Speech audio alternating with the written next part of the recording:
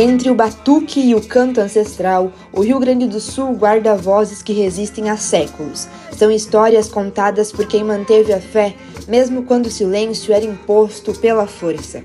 Neste episódio, vamos conhecer a espiritualidade que nasceu da resistência. As religiões afro-brasileiras e indígenas são parte viva da identidade do nosso estado, heranças que cruzam o tempo e seguem ecoando nas gerações de hoje. Com certeza, nós temos um catolicismo bastante forte, que foi oficial, então se marcou de uma forma hegemônica, mas isso não arrefeceu, diminuiu ou eliminou as crenças indígena e afrodescendente. Mas é interessante também ver como religiões minoritárias ou devoções minoritárias aparecem. Nós temos bastante, por exemplo, santinhas de cemitério que são ciganas. Tem uma afluência muito forte em santinhas ciganas. Muitas das cidades, dos municípios daqui, têm o seu santinho ou santinha de cemitério. Não está oficial, mas é um culto que não dá para deixar de valorizar. Nós temos vários locais tidos por sagrados, seja de que religião for, que a gente vê manifestações de fé. Então, é uma confluência de muita coisa, e essa confluência é o legal, porque é um estado multiétnico, multicultural, multirreligioso, e que essas categorias da matriz base são importantes, claro, tem um racismo religioso em relação a religiões afro-brasileiras e indígenas, mas, por outro lado, se tu vai numa terreira de Umbanda, a maioria das pessoas são brancas, quando não todas. Isso é um fenômeno bem interessante também, que os sociólogos observam mais.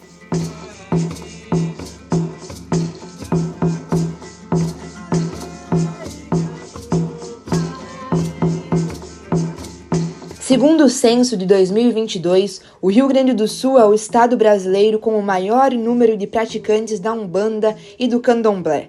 São milhares de terreiros espalhados pelo território, espaços de fé, cultura e acolhimento. A Umbanda é uma religião brasileira, nascida do encontro entre o sagrado africano, tem o indígena, tem o catolicismo popular aí no meio. Ela abriga e aceita todos os guias que vão chegando e todas as pessoas também.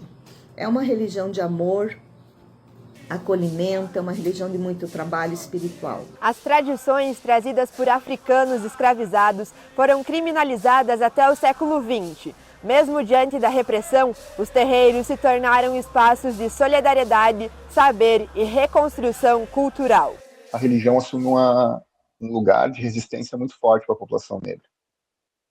Ocupou esse lugar de estar tentaram literalmente ocupar o espaço público. O espaço público não foi feito para eles, foi feito para o homem branco aparecer. Né? A gente vê muito isso, é muito visível isso, por exemplo, aqui no Sul a gente tem tanto a Marcha para Jesus, né, feita principalmente por cristãos evangélicos, mas também nós temos a Marcha para a Liberdade Religiosa, que é feito sobretudo por afro-religiosos. A postura das pessoas na rua é muito diferente. Enquanto que os cristãos estão ali no seu espaço,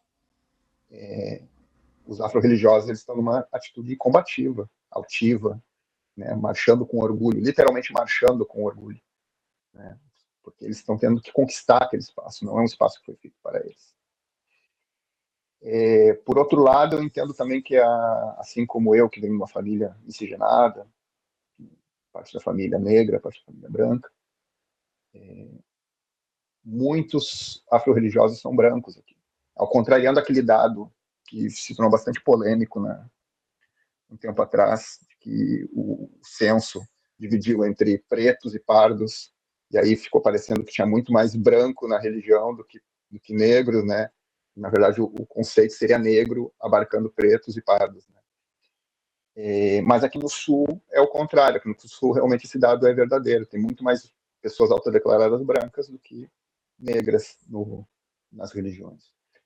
Eu acho que isso também ajuda muito a explicar o tamanho da religião, porque afinal de contas sendo o espaço público um espaço branco, né, que tem que ser conquistado sempre pela população negra, é muito mais fácil publicizar a religião quando ela tem um rosto branco, né, e não um rosto negro retinto ali aparecendo. No Rio Grande do Sul, o sincretismo religioso se tornou parte do cotidiano. As festas de Iemanjá, por exemplo, atraem devotos de diferentes crenças, revelando a força do respeito e da convivência espiritual. No litoral, as oferendas para Iemanjá se misturam com o som das ondas e a fé de quem acredita no poder das águas. A religiosidade aqui é viva, diversa e profundamente emocional. Também precisamos, né, da grande mãe natureza, que nós usamos para colocar os nossos axés, para fazer as entregas, que precisamos dos caminhos, das matas, das águas, da natureza em geral, para concretizar os axés. Mas hoje já está mais livre pelas leis que nos protegem. E também com a festa da Grande Mãe Iemanjá em todos os nossos mares, já está mais aberto, está mais leve para que a gente possa ir até os reinos sagrados para largar os nossos axés. Por aqui, a fé também se manifesta em gestos simples, nas partilhas, na mesa e no alimento preparado com devoção. No candomblé e na umbanda, a comida é sagrada. Cada prato tem um orixá. Cada tempero carrega um significado. O acarajé, o omalá, a canjica, o milho e o mel não são simples alimentos, são formas de comunicação com o divino, passadas de geração em geração.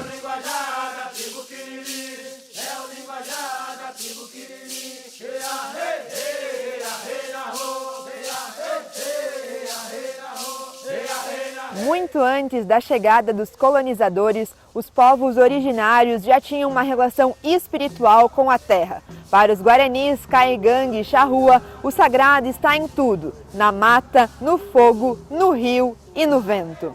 Ervas medicinais, para que serve, para que não serve, e assim por diante. E também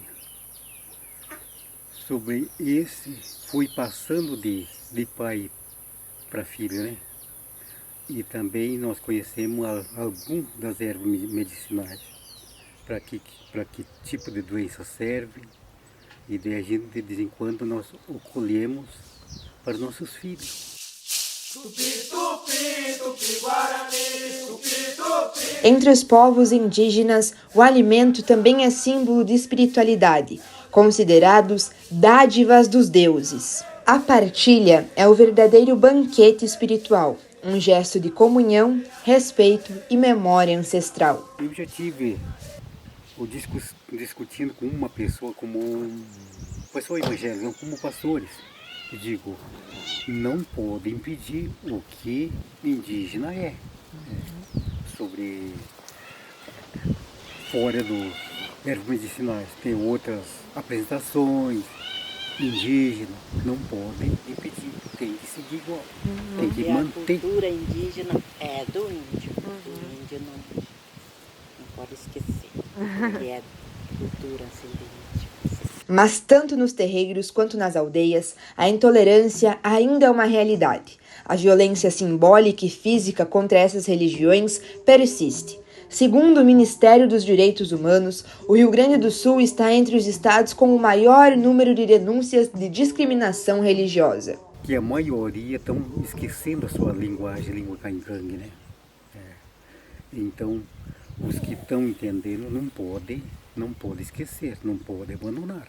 Eu digo para meus filhos, nem que vocês estão do melhor, coisas bonitas dentro de casa, nem que você está com carrinho novo, carro bem bonitinho, mas o povo de fora vão dizer, quem é aquele lá? Aquele é um índio, ele sempre aponta com o dedo. Eu digo, então não pode esquecer.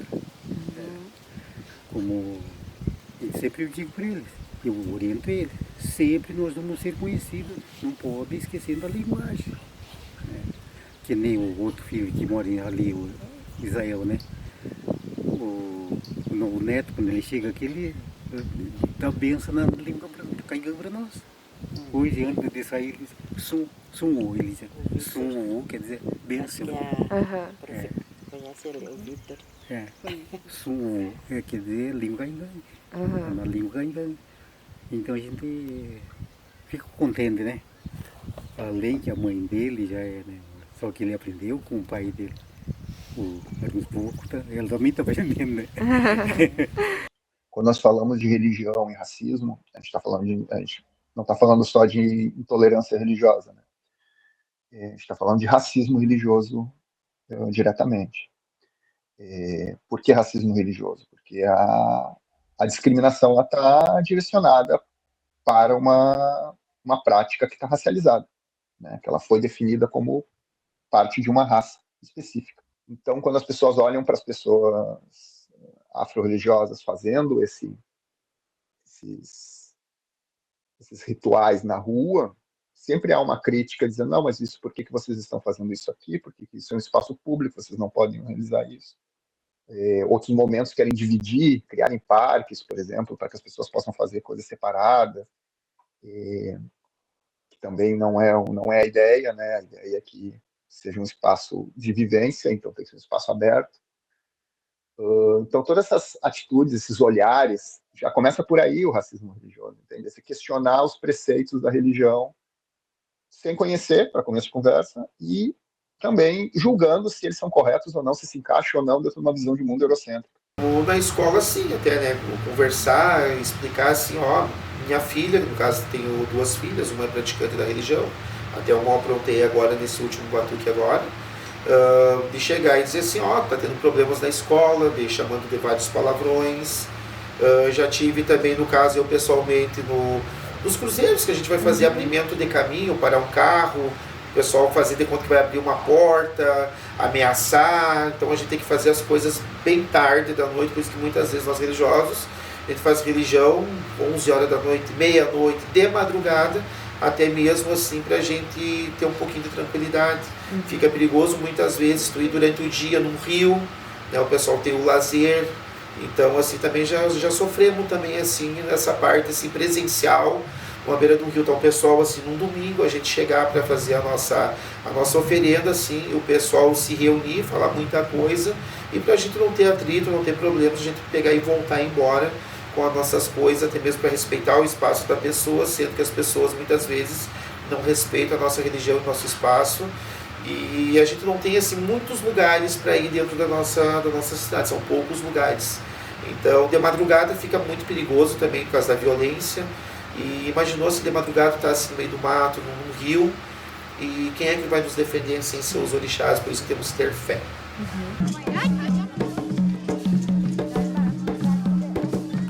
O som dos tambores e dos maracás ecoam como uma lembrança viva da fé e da resistência gaúcha. No próximo episódio, vamos conhecer como a fé se manifesta no cotidiano gaúcho, nas festas, nos rituais e nas tradições que atravessam gerações.